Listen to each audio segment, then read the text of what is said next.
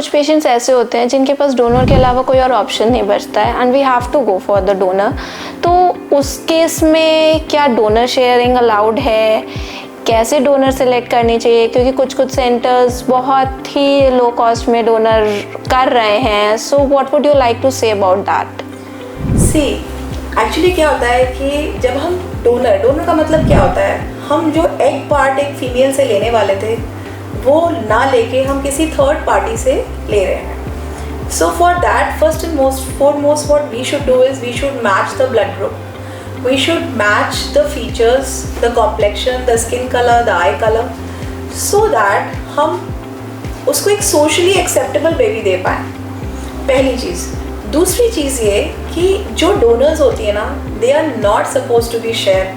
I know there are lot of places जहाँ पे एक डोनर को लेते हैं और उनके मल्टीपल एग्स निकाल के लोगों के अंदर डिस्ट्रीब्यूट किए जाते हैं, और बहुत बार वो लोगों को बहुत कॉस्ट इफेक्टिव ऑप्शन समझ में आता है कि वहाँ तो इतने सस्ते में हो रहा है, यहाँ तो महंगे में हो रहा है. But actually the reason is कि जहाँ पे एक्सक्लूसिव डोनर ली जाती है, जहाँ पे one donor and one patient होता है, जहाँ पे सारी मैचिंग होती है, जहाँ पे सारे टेस्ट होते हैं, ऐसे सेंटर्स और ऐसी जगहों से ही डोनर लेना हमेशा बेटर रहता है. क्योंकि there is as per new ART law उनका इंश्योरेंस, उनका एफिडेविट, उनका पेपर वर्क, वो सारी चीज़ें बहुत इंपॉर्टेंट होती हैं. एंड इनफैक्ट मैं बोलूँ तो ये पेशेंट के बेनिफिट की ही चीज़ है. बिकॉज आप एक बात मान के चलो, अगर किसी एक पेशेंट का डोनर हो रहा है तो ये फॉर श्योर है कि it will be every time a donor, and we just don't know कि उसका रिजल्ट पहली बार में पॉजिटिव आएगा कि नहीं आएगा.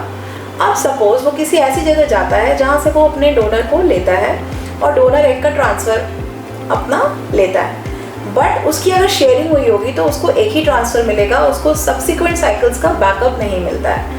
बट जहाँ पे एक एक्सक्लूसिव डोनर एक पेशेंट को दिया जाता है, तो चूँकि सारे अंडे उसके उस रेसिपिएंट को मिलते हैं, तो उससे उसको बहुत सारे एडवांटेजेस होते हैं. एक तो ये है कि अगर उसके एक्स्ट्रा बेबीज़ हैं तो वो उसी डोनर के एक्स्ट्रा बेबीज़ को फ्रीज़ करा सकता है. जहाँ पे अगर उसका पहला साइकिल बाई चांस फेल हो जाता है तो उसको बार बार दोबारा से डोनर लेना, उसके टेस्ट कराना, उसके हस्बैंड के टेस्ट करा के सारे इंजेक्शंस बियर करना, वो एक तो नहीं करना पड़ेगा.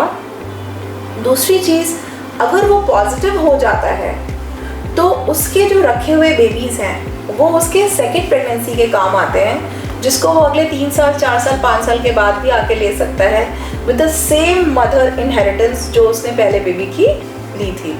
और तीसरा, डेफिनेटली उसके पास एक बैकअप रहता है, तो उसको बार बार जो उसके फिनेंशियल्स होते हैं वो फिनेंशियल्स उसके बचते हैं. Because every time we are taking a third party, we have to investigate, हमें सारे उसको मेडिकेशंस देने हैं, बार बार उसका एग रेडी करना है, बार बार पिकअप करना है, तो आपके फाइनेंशियल कॉस्ट भी बहुत ज़्यादा बढ़ जाते हैं. तो the right way is take exclusive donor, go to a centre which is taking all the precautions, match कर रहे हैं ताकि आपका बेबी आए तो आप सोशली उसको बता सको. वरना आप देखो, मैंने बहुत बार देखा है कि पेरेंट्स एकदम फेयर और बच्चा एकदम डार्क कॉम्प्लेक्शन, और पेरेंट्स एकदम डार्क कॉम्प्लेक्शन और बच्चा एकदम fair.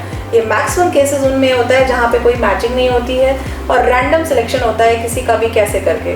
So we absolutely don't believe in that protocols. So we do exclusive donors. और मैं आपको बोलूँ, आप हमारे डोनर बेबीज़ देखो, you will not be able to recognise also कि ये डोनर चाइल्ड है या सेल्फ चाइल्ड है. So we do the matching up to that level. And we believe in quality, and our patients are very happy, so we are also very happy. That's very nice, ma'am. Yeah.